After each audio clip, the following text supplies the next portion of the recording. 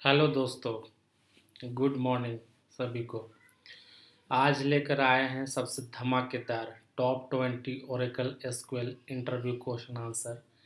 ये अब बहुत ही इम्पोर्टेंट क्वेश्चन है और ये सारे एमएनसी में पूछे जाते हैं।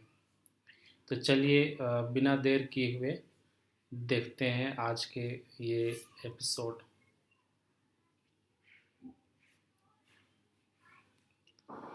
तो सबसे पहला क्वेश्चन है,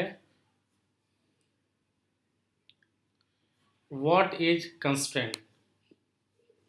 कंस्ट्रेंट क्या है और डिफरेंस बिटवीन प्राइमरी की एंड यूनिक की। ठीक है, बहुत ही इंपॉर्टेंट क्वेश्चन है। सो ये हमेशा पूछा जाता है। सो कंस्ट्रेंट है क्या? सो कंस्ट्रेंट एक्चुअली में रूल को इन्फोर्स करता है टेबल पे। ठीक है, कंस्ट्रेंट का यूज़ है रूल इन्फोर्स करना टेबल पे। ये दोनों का काम है, प्राइमरी की से भी और फॉर यूनिक की से भी। ठीक है, सो इंटीग्रिटी रूल इन्फोर्स करता है टेबल पे। जो मेजर डिफरेंस है वो क्या है वो हम लोग देखते हैं। प्राइमरी की अलाउ नल नहीं करता है। ठीक है, ये नल अलाउ नहीं करता है डेटाबेस में इंसर्ट करने के लिए। ठीक है, प्राइमरी की। But in case of unique की ये नल अलाउ करता है। किसी भी टेबल पे अगर हम लोग यूनिक की क्रिएट किए हुए हैं तो हम लोग उस टेबल पे नल इंसर्ट कर सकते हैं। ये पहला मेजर डिफरेंस है। दूसरा मेजर डिफरेंस ये है कि प्राइमरी की एक टेबल पे एक ही होगा। ठीक है, एक से ज़्यादा प्राइमरी की हम लोग एक टेबल पे क्रिएट नहीं कर सकते हैं। लेकिन यूनिक की हम लोग मल्टीपल यूनिक की क्रिएट कर सकते हैं एक टेबल पे। यहाँ पे अलाउ है। नेक्स्ट जो कॉमन डिफरेंस ये है कि प्राइमरी की क्रिएट करने के लिए प्राइमरी की यूज़ होता है और यूनिक की क्रिएट करने के लिए यूनिक की का यूज़ होता है। ठीक है, ये जो दोनों की है, जो की कंस्ट्रेंट है, वो हम लोग कॉलम लेवल पे भी डिफाइन कर सकते हैं और टेबल लेवल पे भी डिफाइन कर सकते हैं। तो कॉलम लेवल और टेबल लेवल क्या है? तो टेबल लेवल मीन्स जब हम लोग टेबल को क्रिएट करते हैं, डिफाइन करते हैं, एट द सेम टाइम ये सारे कंस्टेंट प्राइमरी की और यूनिक की को डिफाइन कर सकते हैं। कॉलम लेवल में हम लोग जब टेबल क्रिएट हो जाए उसके बाद भी हम लोग अल्टर यूज करके कर सकते हैं। ये जो क्रिएट प्राइमरी की है और यूनिक की है, अल्टर कॉलम लेवल पे अल्टर करके क्रिएट कर सकते हैं। ठीक है, दोनों यूनिकली आइडेंटिफाई रो को यूनिकली आइडेंटिफाई रो करता है टेबल पे। ठीक है, माफ़ करिएगा थोड़ा रिपीट हो गया है। और प्राइमरी की को जनरली हम लोग यूनिक की प्लस नोट नल भी कहते हैं। ये है मेजर डिफरेंस बिटवीन प्राइमरी की एंड यूनिक की। नेक्स्ट जो क्वेश्चन है जो हमेशा पूछा जाता है वो है यूनियन एंड यूनियन ऑल में differences. So union and union all क्या है? सो यूनियन एंड यूनियन ऑल दोनों सेट ऑपरेटर है जिसका यूज़ होता है डेटा को कंबाइन करने के लिए। जैसे दो क्यूरी है, दो क्यूरी का रिजल्ट को हम लोग कंबाइन करते हैं। तो अगर आप यहाँ पे देख पा रहे हो, ये एक एग्जांपल है। यहाँ पे दो क्यूरी है। ठीक है, यहाँ पे दो पार्ट है, एक टेबल ए से सिलेक्ट कर रहा है और एक टेबल बी से सिलेक्ट कर रहा है। तो आप थोड़ा डेटा देख लेते हैं। मान लीजिए टेबल ए में डेटा है 1 2 3 4 और टेबल बी में डेटा है 3 4 5 6। ठीक है, जब ये दोनों टेबल का डेटा जब हम लोग यूनियन करेंगे तो हमें रिजल्ट क्या मिलेगा? सो ये कॉमन डेटा है 3 और 4 दोनों में है। यहाँ भी 3 है और यहाँ भी 3 है और 4 भी यहाँ भी है। दोनों में ये दोनों टेबल में ये कॉमन डेटा है। ठीक है, यहाँ पे आपको एग्जांपल में दिख जाएगा। तो जब ये कंबाइन करेंगे यूनियन के थ्रू, तो हमारा रिजल्ट किस तरह से देगा, 1 2 3 4 5 6 जो कॉमन डेटा है। ठीक है, ये कॉमन डेटा है, वो एक ही बार रिकॉर्ड सेट में वो रिकॉर्ड बनाएगा, वो मल्टीपल टाइम रिकॉर्ड नहीं देगा, वो एक ही यूनिक देगा, ये जो कॉमन वाली है। ठीक है, लेकिन अगर हम लोग in case of union all अगर देखते हैं, तो हमारा इस तरह से डेटा है जो डुप्लीकेट डेटा था, जो दोनों में प्रेजेंट है, जो कॉमन है, नोट डुप्लीकेट, ये कॉमन है। ठीक है, तो यहाँ पे क्या हुआ, ये सारा रो को डिस्प्ले करेगा, 1 2 3 4, ये टेबल 1 का सारा डेटा और टेबल 2 का सारा डेटा। ठीक है, सो ये यूनियन और यूनियन ऑल में डिफरेंस है। और भी कुछ डिफरेंस ये है, ये तो सारा डिफरेंस हो गया। अब ये जो सेट ऑपरेटर है, इसको यूज़ करने के लिए कुछ कंडीशन को फुलफिल करना होता है। वो कंडीशन क्या है कि जो नंबर ऑफ कॉलम है, ठीक है ना, नंबर ऑफ कॉलम है जो दोनों क्यूरी में, क्यूरी 1 में और क्यूरी 2 में, वो सेम होना चाहिए। ठीक है, सेम नंबर ऑफ कॉलम होना चाहिए। जैसे अगर यहाँ पे आईडी एक कॉलम है, तो यहाँ भी आईडी होना चाहिए। अगर यहाँ पे दूसरा कुछ लेते हैं, ठीक है ना, या यहाँ पे 2 कॉलम सेलेक्ट कर दिए, तो वो काम नहीं करेगा। दूसरा जो कंडीशन है वो है डेटा टाइप भी सेम होना चाहिए दोनों में।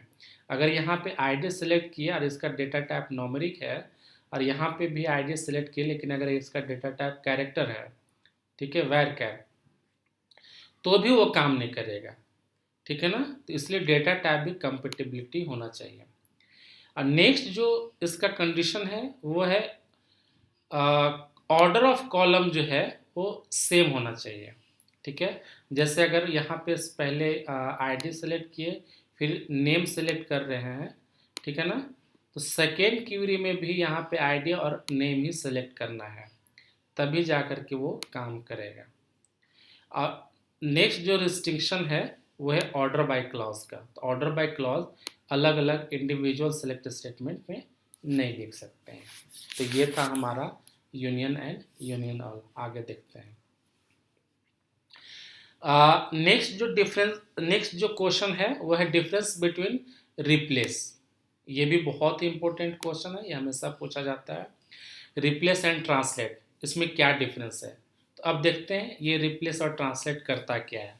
तो रिप्लेस क्या करता है, ये सिंगल कैरेक्टर को वर्ड में रिप्लेस कर देता है। ठीक है, और ये जो ट्रांसलेट है, ये ट्रांसलेट क्या करता है, कैरेक्टर बाय कैरेक्टर, एक कैरेक्टर को एक ही कैरेक्टर से रिप्लेस करेगा। आप यहाँ पे एग्जांपल देख लो, ये स्ट्रिंग है और ये हमारा पैटर्न है। ठीक है, इस स्ट्रिंग का यहाँ भी ईपी है। अब इस ईपी को, ये जो हमारा पैटर्न है, ये 1 2 से रिप्लेस करना है या ट्रांसलेट करना है। तो अगर हम लोग रिप्लेस करेंगे तो ये क्या करेगा, ये वर्ड बाय वर्ड रिप्लेस करता है, यानी ईपी जहाँ जहाँ आएगा वहाँ वहाँ 1 2 से रिप्लेस करेगा। तो आप इसमें देखो तो ईपी कहाँ पे आया है, ईपी एक ही जगह आया है, एक ही जगह आया है, तो 1 2 यहाँ पे रिप्लेस कर देगा। ठीक है, और ट्रांसलेट के केस में क्या करेगा, ये कैरेक्टर बाय कैरेक्टर करता है। तो यहाँ पे ई को 1 से रिप्लेस करेगा और पी को माफ करिएगा, पी को 2 से रिप्लेस करेगा। तो अब यहाँ पे स्ट्रिंग पे देख लेते हैं, तो जहाँ जहाँ ई है, यहाँ पे एक ई है, यहाँ भी एक ई है और यहाँ पे भी एक ई है। ठीक है, तो 3 जगह ई है, तो ये 3 जगह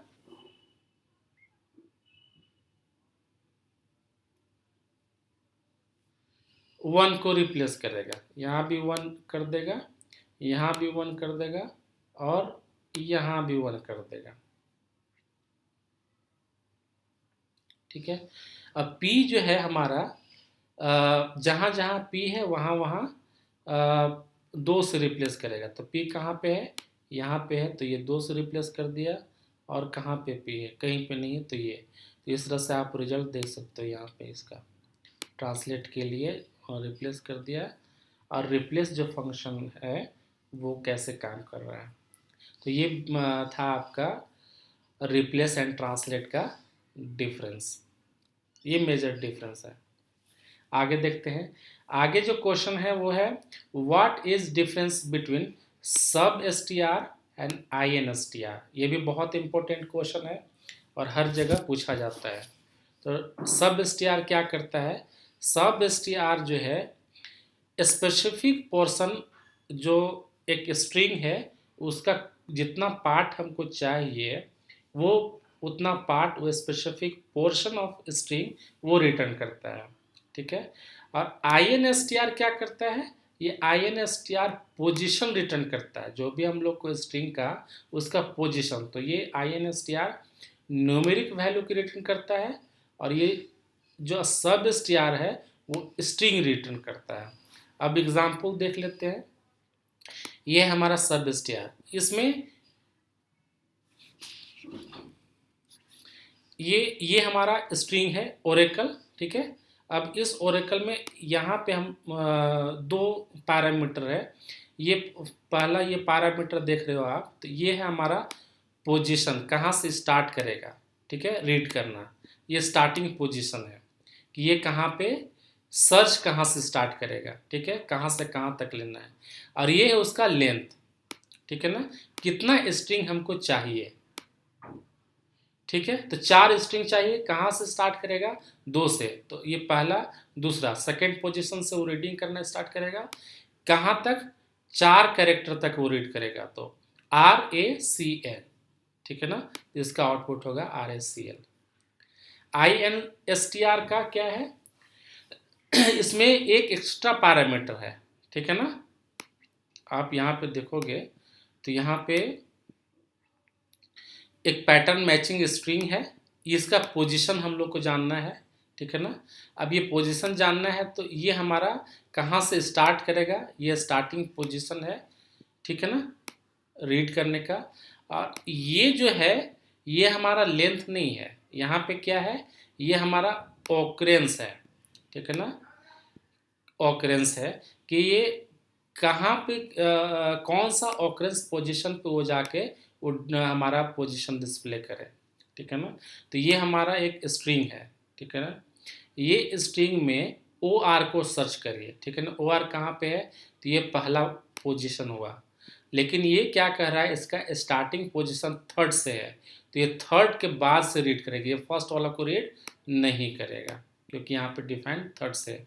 अब थर्ड से स्टार्ट करिए, तो ये पहला जो है ओ आर यहाँ पे आ रहा है, तो पहला को ये डिस्प्ले नहीं करने के लिए बोल रहा है।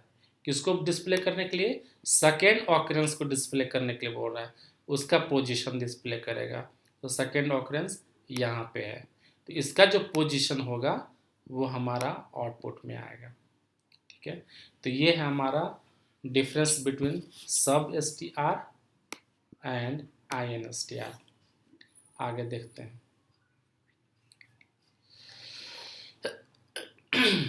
नेक्स्ट है आपका what is sub query and difference between sub query and correlated sub query. ठीक है, सो सब क्यूरी है क्या, सब क्यूरी एक्चुअली नेस्टेड क्यूरी को ही कहते हैं। जैसे एक क्यूरी के बाद दूसरा क्यूरी साथ में अगर लिख रहे हैं तो उसको हम लोग नेस्टेड क्यूरी कहते हैं। जैसे यहाँ पे एग्जांपल में देखिए, ये एक क्यूरी है, उसी के साथ में एक और क्यूरी लिखा हुआ है। इसी तरह से क्यूरी के अंदर क्यूरी लिखते हैं, उसको हम लोग कहते हैं नेस्टेड क्यूरी या सब क्यूरी।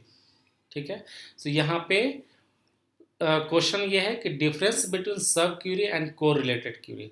सो इसको अगर हम लोग देखोगे तो यहाँ पे 2 क्यूरी है, एक को हम लोग आउटर क्यूरी कहते हैं, और एक जो यहाँ पे वेयर क्लॉज के बाद जो ब्रैकेट में है ये।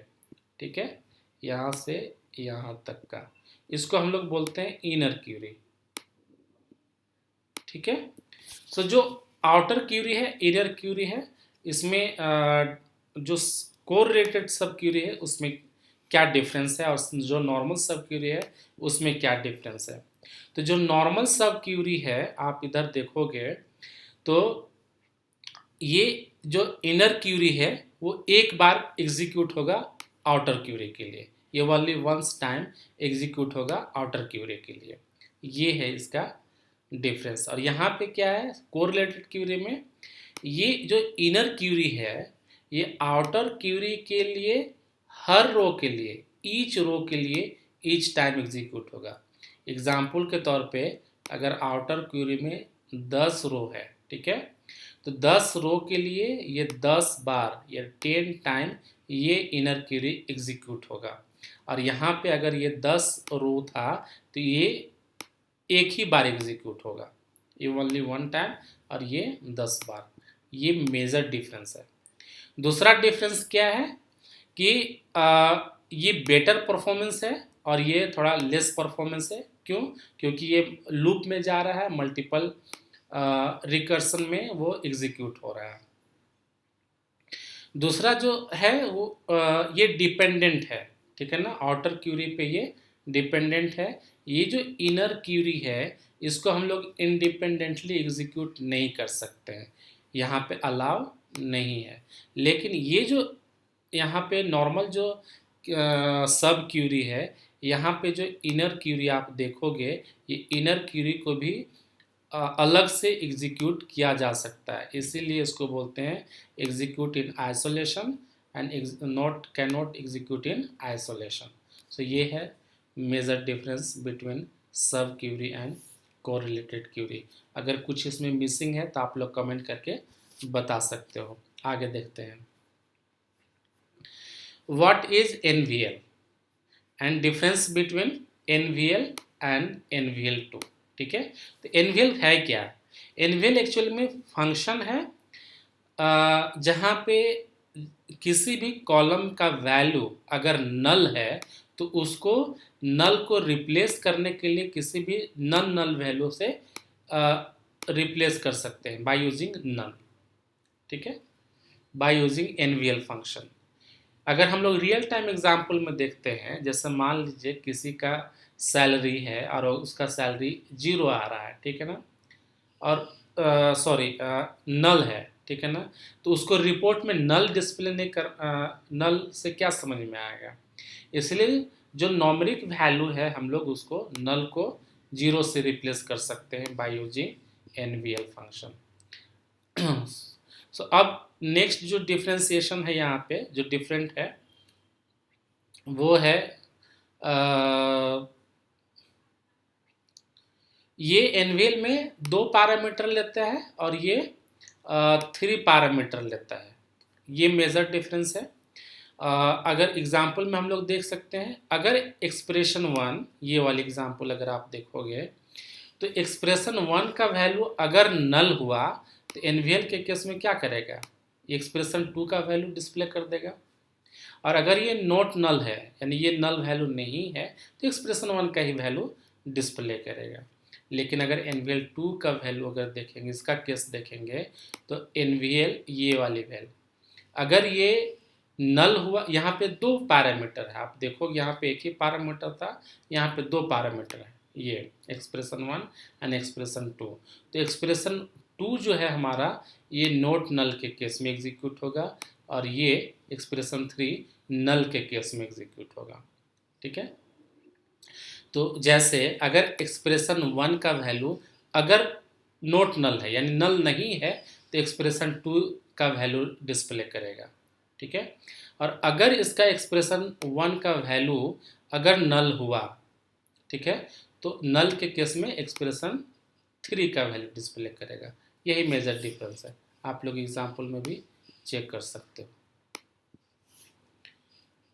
आगे देखते हैं 7वां जो सबसे इम्पोर्टेंट क्वेश्चन है वो है what is merge and uses of merge. ठीक है ना, मर्ज है क्या और उसका यूज़ क्या होता है? तो मर्ज एक कमांड है जहाँ पे मल्टीपल ऑपरेशन को कंबाइन करते हैं। मर्ज के थ्रू मल्टीपल ऑपरेशन को कंबाइन किया जाता है। जैसे इंसर्ट ऑपरेशन हो गया, अपडेट ऑपरेशन हो गया, तो वहाँ पे कर सकते हैं। जैसे रियल टाइम अगर सिनेरियो हम लोग देखेंगे, तो जैसे मान लो कि एक ट्रांजैक्शन टेबल है एम्प्लॉय का, और किसी भी दूसरा किसी भी थर्ड पार्टी एप्लीकेशन से वहाँ से डेटा आ रहा है और उसको लोड करना है, और पहले से अगर मान लो डेटा है तो उसको अपडेट करे, और डेटा अगर नहीं है तो उसको इंसर्ट करे, ठीक है ना। तो यहाँ पे एक एग्जांपल है, तो वो टारगेट टेबल, ये जो टारगेट है इंसर्ट इनटू, ये टारगेट टेबल है हमारा, ठीक है। यहाँ पे इंसर्ट करेगा किस बेसिस पे, अगर वो मैच करता है, ठीक है ना। तो मैच जब करे यानी डेटा एग्जिस्ट कर रहा है तो वो अपडेट करेगा, और डेटा अगर एग्जिस्ट नहीं कर रहा है तो क्या करेगा, इंसर्ट करेगा। तो ये मल्टीपल ऑपरेशन है, यहाँ पे इंसर्ट भी हो रहा है और अपडेट भी हो रहा है। तो ये था हमारा मर्ज और ये यूजेस ऑफ मर्ज, ठीक है। आगे देखते हैं, नेक्स्ट क्वेश्चन है write a query to display odd number of record, ठीक है ना। ये भी क्वेश्चन पूछा जाता है कि अगर किसी भी टेबल में रिकॉर्ड है तो उसका ऑड नंबर ऑफ रिकॉर्ड कैसे डिस्प्ले करेंगे, उसका क्यूरी क्या होगा। तो यहाँ पे देखिए ये सिंपल सा क्यूरी है, ये एक इनर क्यूरी लिखा हुआ है जहाँ पे select star row number over order by ID, ठीक है ना। आईडी को ऑर्डर बाय किया हुआ है और उसमें रो नंबर असाइन किया हुआ है, तो ये एक डेटा सेट देगा, ठीक है ना। ये डेटा सेट इनर वाला जो क्यूरी है, ये एक डेटा सेट देगा सारा, और उसमें एक असाइन करेगा रो नंबर 1 2 3 4 5 6, इस तरह से। मान लीजिए कि 50 रिकॉर्ड है तो ये 50 तक, ये 1 2 3 50 तक वो हमारा रो डाल देगा, ठीक है ना। एक नंबर दे देगा यूनिक नंबर जनरेट करके। जो आउटर क्यूरी है ये हमारा सेलेक्ट स्टार फ्रॉम, और यहाँ पे आप देखोगे यहाँ पे मॉड्यूलो किया हुआ है, ठीक है। अब ये क्या करेगा, हमारा ऑड नंबर रिकॉर्ड को फेच करके देगा, कौन सा, 1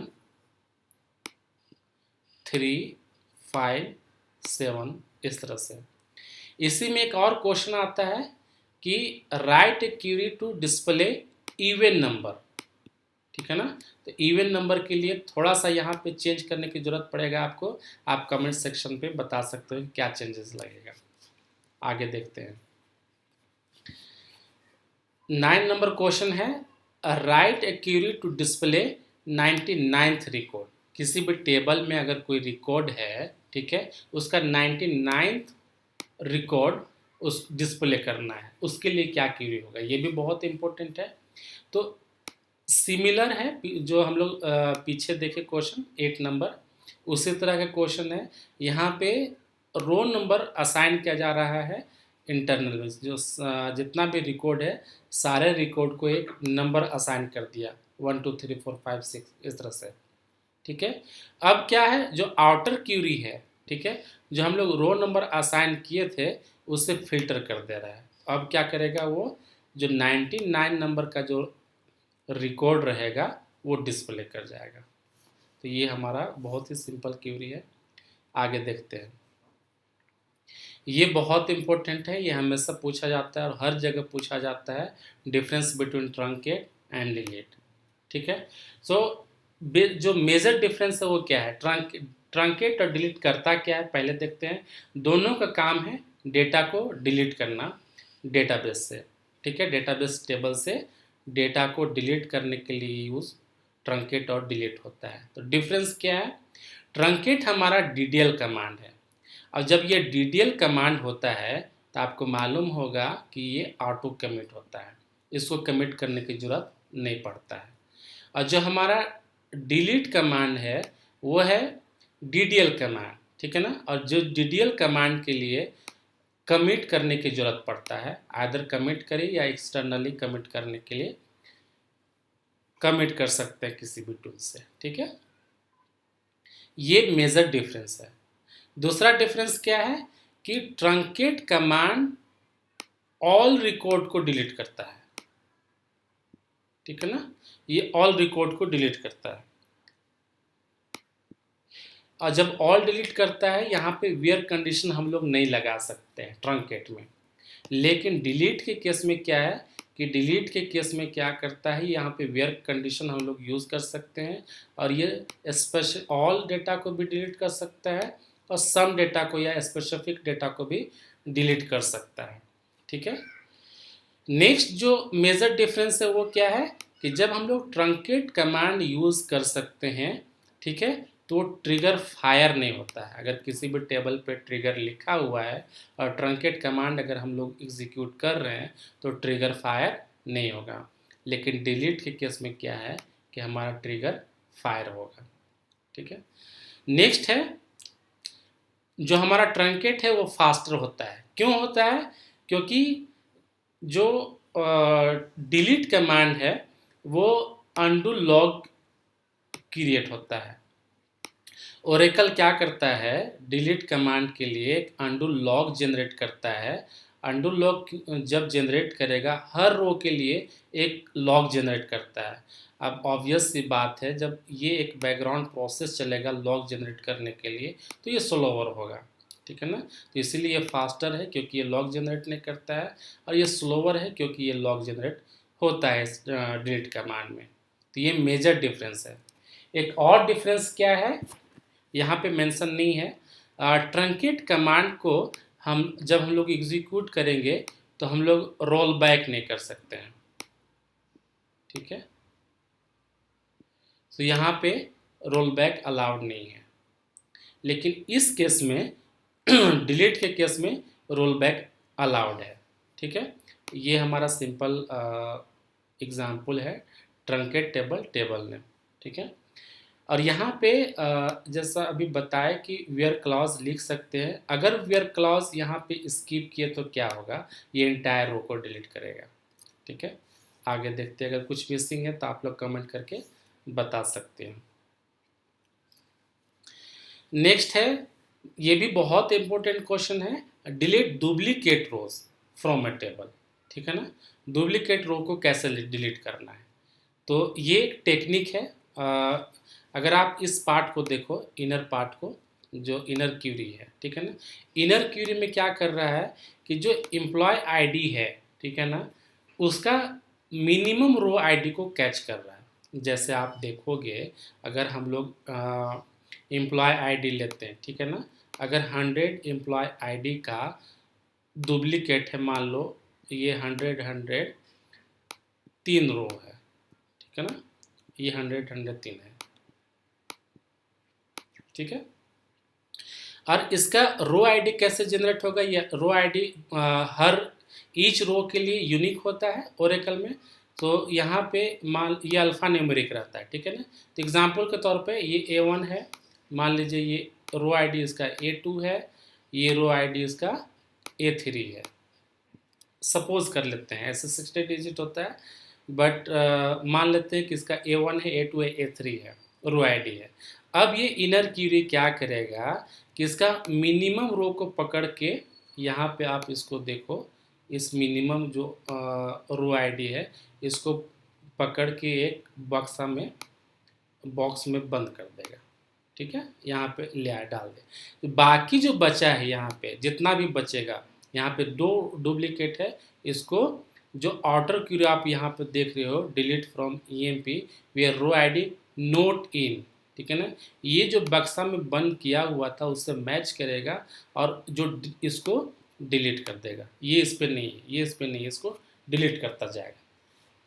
ठीक है। ये सारा डिलीट कर देगा। तो इस तरह से डुप्लीकेट रो को डिलीट किया जाता है। तो ये है बहुत ही important question, delete duplicate rows from table. आगे देखते हैं। नेक्स्ट क्वेश्चन है, what is view and difference between view and materialize view. ये भी बहुत इंपॉर्टेंट क्वेश्चन है।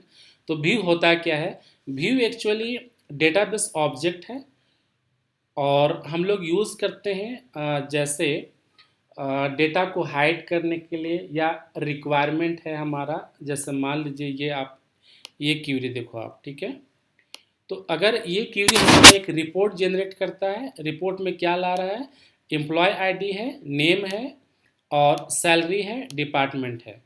तो जब भी हमको ये रिपोर्ट जनरेट करने की ज़रूरत पड़ेगा तो हमें क्या करना पड़ेगा, ये एग्जीक्यूट करना पड़ेगा इस क्यूरी को, अगर हम लोग व्यू क्रिएट नहीं करते हैं। और अगर व्यू क्रिएट किए तो व्यू क्या करता है कि ये जो हमारा क्यूरी है इस क्यूरी को डेटाबेस में सेव करता है। ठीक है, तो अगर आप ये व्यू देखोगे तो यहाँ पे v_emp डिटेल, ये व्यू का नाम है। इस व्यू में ये क्यूरी स्टोर रहेगा। ठीक है, तो जब भी अब क्या हुआ, ये जो क्यूरी है परमानेंट डेटाबेस में स्टोर हो गया। अब जो क्यूरी करेंगे हम लोग, अब जो डेटा फेच करेंगे, डायरेक्ट कहाँ से फेच करेंगे, व्यू से करेंगे, v_, अब जो फेच करेंगे यहाँ से करेंगे v_emp_ डिटेल से, व्यू से करेंगे। ठीक है, तो इस अब देखेंगे मेटेरियलाइज व्यू और व्यू में डिफरेंस क्या है। तो व्यू सिर्फ क्यूरी को स्टोर करता है। ठीक है ना, ये जो हमारा क्यूरी है सिर्फ ये क्यूरी को स्टोर करेगा। तो जब भी हम लोग व्यू से क्यूरी करेंगे तो इंटरनली क्या करेगा ये, आप यहाँ पे देखो, यूज़र अगर व्यू से कुछ सेलेक्ट करना चाहेगा तो जो क्यूरी सेव हुआ है वो क्यूरी एग्जीक्यूट होगा और डेटाबेस से डेटा फेच करेगा। ठीक है, ये व्यू के केस में। लेकिन मेटेरियलाइज व्यू के केस में क्या होता है, ये क्यूरी का रिजल्ट को ही स्टोर करता है एज ए टेबल। ठीक है, एज ए टेबल। ये फिजिकली जो हमारा रिजल्ट सेट है वो क्यूरी स्टोर नहीं करके, बल्कि ये जो स्टेटमेंट है हमारा, select employee ID, last name, salary and department, इसका जो रिजल्ट होगा, मान लो 10 रो आया। ठीक है, 10 रो रिटर्न होके आया है, तो ये 10 रो यहाँ पे स्टोर हो जाएगा अलग से। किस नाम से, तो इस मेटेरियलाइज भी mv_emp_ डिटेल के नाम से। तो जब भी अब यूज़र उसको सेलेक्ट करना चाहेगा, ठीक है ना, तो अब क्या करेगा, डायरेक्ट वो जो है व्यू से डेटा को फेच करके लाएगा। अब आप यहाँ पे देखोगे कंपेयर करके तो यहाँ पे एसक्यूएल क्यूरी यहाँ पे मिसिंग है। क्यों, क्योंकि ये फिजिकली डेटा को स्टोर कर रहा है, क्यूरी को स्टोर नहीं करता है। ठीक है, तो ये था हमारा view and materialise view. Materialise view का एक और क्वेश्चन है, हम लोग आगे डिटेल में देखेंगे। तो ये था difference between view and materialise view का। नेक्स्ट क्वेश्चन है, what is materialise view and difference between full and fast refresh. ठीक है, तो मेटेरियलाइज व्यू क्या है, मेटेरियलाइज व्यू एक ऑब्जेक्ट है, जैसा कि लास्ट क्वेश्चन में देखे, और ये रिजल्ट सेट को स्टोर करता है। ठीक है ना, ये जनरली डेटा वेयर हाउस में रिपोर्टिंग पर्पस के लिए यूज़ होता है। अब यहाँ पे हम लोग देखेंगे रिफ्रेश है क्या, जैसे रिफ्रेश की ज़रूरत क्यों होता है। जैसे आप लोग कभी मैच का स्कोर देखते होंगे, ठीक है ना, क्रिक इंडिया से, क्रिक इन्फो से। सो वहाँ पे क्या होता है कि डेटा रिफ्रेश होता है किसी भी एक टाइम फ्रेम पे, जैसे 10 सेकेंड में, 15 सेकेंड पे, तो हर बार डेटा रिफ्रेश होता है। डेटा, तो ये आप यहाँ पे एक एग्जांपल देखोगे तो ये हमारा बेस टेबल है। ठीक है ना, तो व्यू हमारा किसी भी बेस टेबल पे ही बेस होता है। तो यहाँ पे एक भी मेटेरियलाइज व्यू क्रिएट हुआ। ठीक है ना, इस व्यू को लेकर के ये हमारा जो बेस टेबल है उसके हिसाब से एक मेटेरियलाइज व्यू क्रिएट हो गया। अब क्या है कि इसको रिफ्रेश करना है। रिफ्रेश क्यों करना है, क्योंकि हमारे पास ये ओल्ड डेटा पड़ा हुआ है। ठीक है ना, और हमारा ये जो बेस टेबल है ये ट्रांजैक्शन टेबल होता है जहाँ पे डेटा हमेशा अपडेट होता है। तो अपडेटेड डेटा को यहाँ पे लाने के लिए हमारे पास रिफ्रेश मैकेनिक है। ये दो तरह का हमारे पास ऑप्शन है, आइदर हम लोग फुल रिफ्रेश करेंगे या तो फास्ट रिफ्रेश करेंगे। ये दो तरह का ऑप्शन है, दोनों में क्या डिफरेंस है वो देखते हैं। तो फुल में क्या है कि हमारा जब फुल रिफ्रेश होगा तो जो हमारा व्यू है, ये जो व्यू बना हुआ व्यू में जो डेटा है वो सारे डेटा को ट्रंकेट कर देगा। ठीक है ना, ट्रंकेट करना मतलब इंटायर डेटा को डिलीट करना और फिर से यहाँ से सारा डेटा जितना उसको मिलेगा व्यू का, वो सारा डेटा यहाँ से उठा के मेटलाइज व्यू में डाल देगा। ठीक है ना, ये पहला फुल में है। लेकिन फास्ट के केस में क्या है, ये फास्ट के केस में ट्रंकेट नहीं करता है, यहाँ पर ट्रंकेट नहीं करता। ये क्या करता है, ये सिर्फ चेंजेस है। मान लो 2 रोज़ में चेंजेस आया, 2 रोज़ में अपडेट हुआ है, ठीक है ना, 2 रोज़ नया आया या 2 रोज़ में चेंज हुआ है, कुछ भी इंसर्ट हुआ या तो अपडेट हुआ है, तो सिर्फ वो 2 ही रो यहाँ से उठा करके जो हमारा बेस टेबल है यहाँ पे मेटेरियलाइज व्यू में डालेगा। ठीक है, मेटेरियलाइज व्यू में इनपुट कर देगा, इंसर्ट कर देगा या तो अपडेट करेगा। तो इसीलिए यहाँ पे ट्रंकेट नहीं होता है, यहाँ पे ट्रंकेट होता है। अब यहाँ पे एक आप देख रहे होगे ये लॉग, ठीक है ना, ये लॉग है क्या। तो अभी फास्ट जो है और फुल है, ठीक है ना, फुल रिफ्रेश के केस में क्या था कि टेबल को ट्रंकेट किया और लोड किया, ठीक है, इसका काम खत्म। लेकिन फास्ट के केस में क्या है कि इंटरनली आइडेंटिफाई करना पड़ेगा कि कौन सा रो नया इंसर्ट हुआ है बेस टेबल पे और कौन सा रो अपडेट हुआ है। तो जो इंसर्ट और अपडेट ऑपरेशन हो रहा है उसको मेंटेन करने के लिए मेटेरियलाइज व्यू लॉग का यूज होता है। ठीक है ना, तो ये जो मेटेरियलाइज व्यू लॉग है ये काम किस केस में आता है, ये काम सिर्फ और सिर्फ ये फास्ट के केस में आता है। जब हमारा फास्ट रिफ्रेश होगा तब उसके लिए नेसेसरी है मेटेरियलाइज व्यू लॉग क्रिएट करना। अब क्या हुआ, यहाँ पे जैसे ही डेटा बेस टेबल पे अपडेट होता है या इंसर्ट होता है, कुछ भी ऑपरेशन हुआ या डिलीट होता है, कुछ भी ऑपरेशन होता है, तो यहाँ पे लॉग टेबल पे मेंटेन करके यहाँ पे रिफ्रेश कर देगा। तो ये फास्ट रिफ्रेश के लिए मेटेरियलाइज व्यू लॉग का यूज़ होता है। तो ये था हमारा मेटेरियलाइज व्यू और difference between full and fast refresh. अगर कुछ भी मिसिंग है तो आप लोग बता सकते हो। आगे देखते हैं। नेक्स्ट है, ये भी इम्पोर्टेंट क्वेश्चन है, हमेशा पूछा जाता है, ग्लोबल टेम्परेरी टेबल ये है क्या और इसका यूजेस क्या है।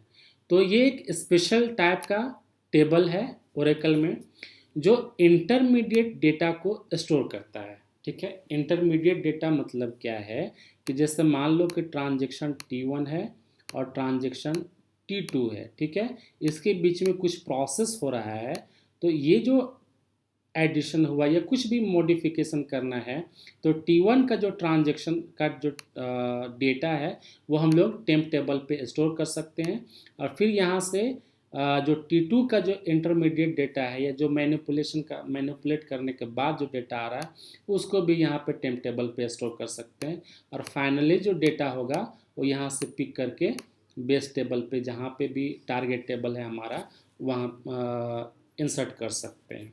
ठीक है, तो ये है हमारा ग्लोबल टेम्पोररी टेबल का यूसेस। आगे देखते हैं, ये जो डेटा रखता है ग्लोबल टेम्पोररी टेबल का जो डेटा होगा वो टेम्प टेबल स्पेस में स्टोर होगा। ठीक है, और इसका जो स्कोप होता है वो है सेशन लेवल। ठीक है ना, जैसे ही सेशन एंड हुआ इसका डेटा लॉस्ट हो जाएगा, डेटा नहीं रहेगा। ठीक है ना, ये सेशन तक ही रहता है। लेकिन हमारे पास ओरेकल ने 2 तरह का ऑप्शन दिया है। एक है ऑन कमिट डिलीट रो, जैसे ही अगर आप चाहते हो कि जब हमारा कमिट हो ट्रांजेक्शन तो इसका डेटा जो टेम्परेरी टेबल पे डेटा है वो डिलीट हो जाए, लेकिन आप चाहते हो कि नहीं कमिट करने के बाद भी डेटा प्रिजर्व रहे, तो ये ऑप्शन आप यूज़ कर सकते हो। ठीक है, ये बेसिक सिंटेक्स है क्रिएट करने का, आप देख सकते हो। आगे देखते हैं, what is difference between rank and dense rank. ठीक है, तो रैंक एंड डेंस रैंक का डिफरेंस क्या है, तो आगे देखते हैं क्या है क्या ये। तो रैंक एंड डेंस रैंक दोनों एनालिटिकल फंक्शन है। ठीक है ना, दोनों रैंकिंग करने के लिए यूज़ होता है। जैसे मान लीजिए कि एम्प्लॉय टेबल का सैलरी के हिसाब से, जिसका हाईएस्ट सैलरी है उसके हिसाब से रैंकिंग करिए 1 2 3 4 5 इस तरह से, तो उसके लिए हम लोग यूज़ करेंगे रैंक और डेंस रैंक। ठीक है ना, दोनों रैंक कैलकुलेट करता है, ये भी कैलकुलेट करता है, ये भी कैलकुलेट करता है। ठीक है ना, लेकिन डिफरेंस क्या है, डिफरेंस ये है कि जब भी हमारा टाई होता है, ठीक है ना, जैसे मान लीजिए किसी भी एम्प्लॉय का सैलरी सेम है या दो एम्प्लॉय का सैलरी सेम हुआ, ठीक है, तो उस केस में क्या करेगा, ये भी नंबर सेम देगा, रैंकिंग करेगा, ये भी रैंकिंग सेम ही करेगा।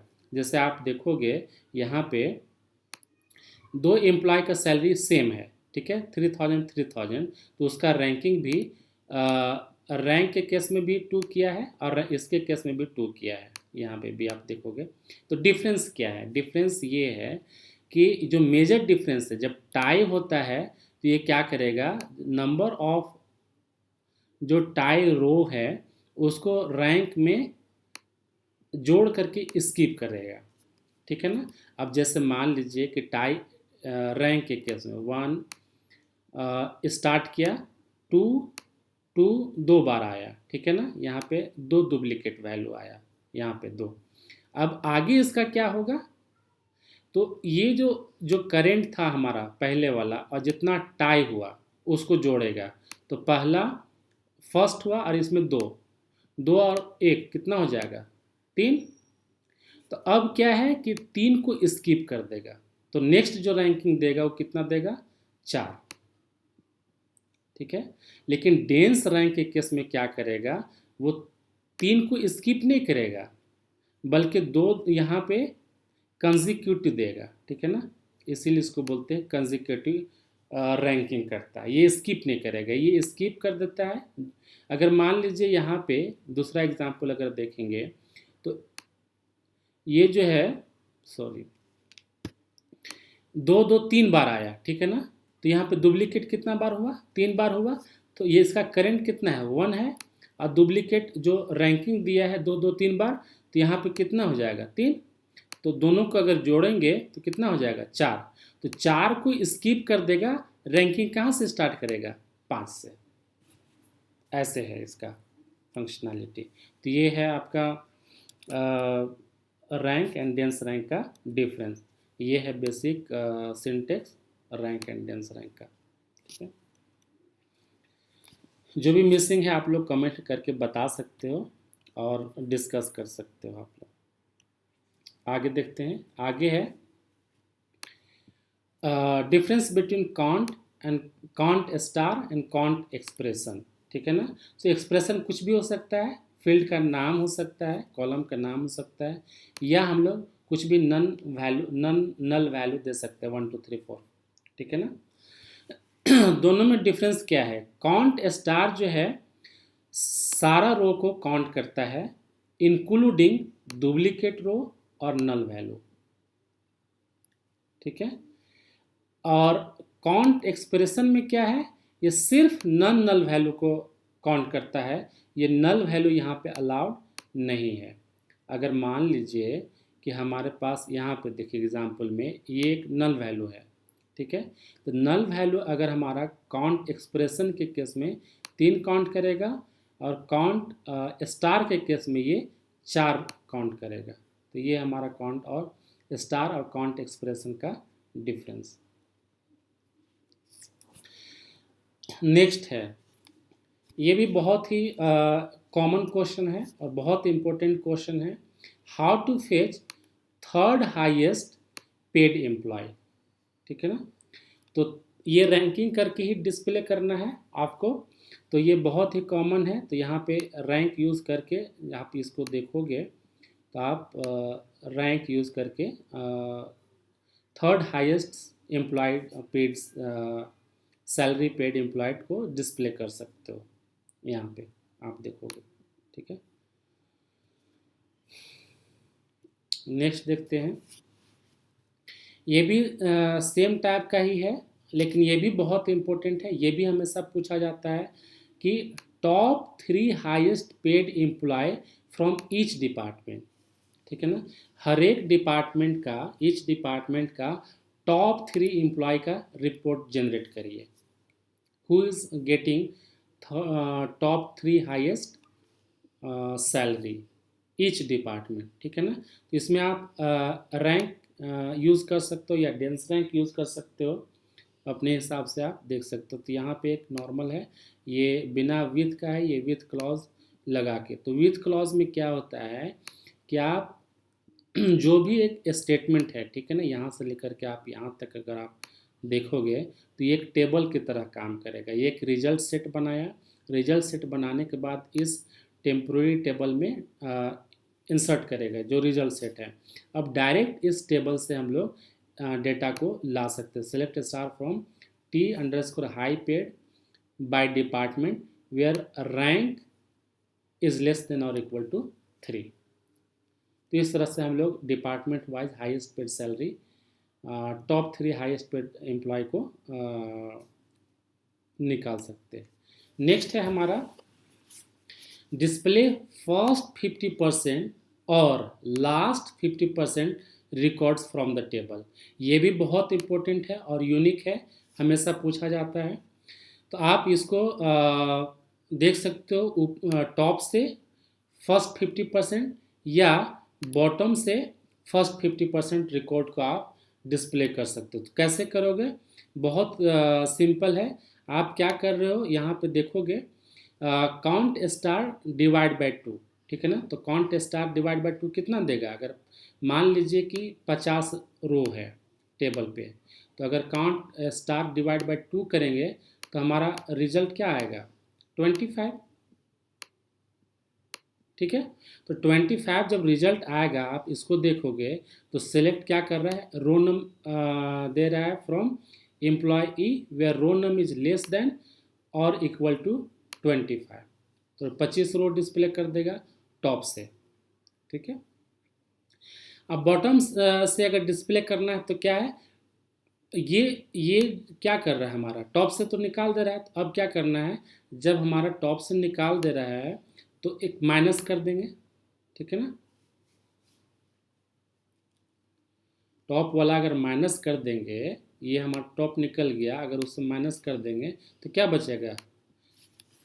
बॉटम वाला, ठीक है ना। बॉटम वाला रिकॉर्ड बचेगा, तो लास्ट 50% रिकॉर्ड वो डिस्प्ले कर देगा। लास्ट देखते हैं, ये बहुत ही इंपॉर्टेंट है। Display distinct record from the table without using distinct keyword, ठीक है ना। बिना डिस्टिंक्ट कीवर्ड यूज किए हुए डिस्टिंक्ट रो को डिस्प्ले करना, तो कैसे करेंगे? तो यहाँ 2-3 तरह का टेक्निक बताया हुआ है। आप देखोगे तो रो नम को यूज़ करके डिस्प्ले कर सकते हैं, या सेल्फ ज्वाइन भी यूज़ करके कर सकते हैं, या जो सबसे सिंपल है वो ग्रुप बाय क्लाउज लगा कर डिस्प्ले कर सकते हैं।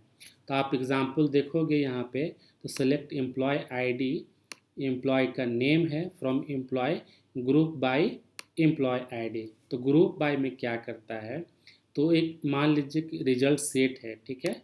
ये रिजल्ट सेट है हमारा एम्प्लॉय का मान लीजिए ये रिकॉर्ड है। अब जब हम लोग इसको ग्रुप करते हैं तो क्या करेगा? सबसे पहले ये ऑर्डर करेगा, ठीक है ना। ये ऑर्डर करता है, ठीक है, असेंडिंग में कर देगा। अब ऑर्डर करने के बाद ये ग्रुप करेगा, ठीक है ना। तो जैसे ही ग्रुप करेगा तो वो क्या करेगा कि जो डुप्लीकेट वैल्यू है उसको डिलीट कर देता है, ठीक है ना। तो इस तरह से इंटरनली फंक्शन काम करता है ग्रुप बाय, और हमको डिस्टिंक्ट वैल्यू रिजल्ट देता है, ठीक है। सेल्फ ज्वाइन में भी आप देख सकते हो जो इंटरनल वैल्यू है उसको कैसे डिस्टिंक्ट ला रहा है, ठीक है। आगे देखते हैं। तो ये था हमारा last 20 top 20 SQL Oracle SQL question. बहुत इंपॉर्टेंट है, आप एक बार इसको देख लोगे तो आपका सिलेक्शन पक्का। आगे है अपकमिंग में top 20 PL SQL interview question. आप चैनल को सब्सक्राइब करो। अगर ये अच्छा लगता है तो पहले तो आप मुस्कुराओ, एक अच्छा से स्माइल दो, और चैनल को लाइक करो, शेयर करो, सब्सक्राइब करो, और कमेंट करके बताओ क्या अच्छा लगा और क्या इम्प्रूवमेंट चाहिए और क्या नया लेक्चर देखना चाहते हो। Thank you so much, thanks for watching.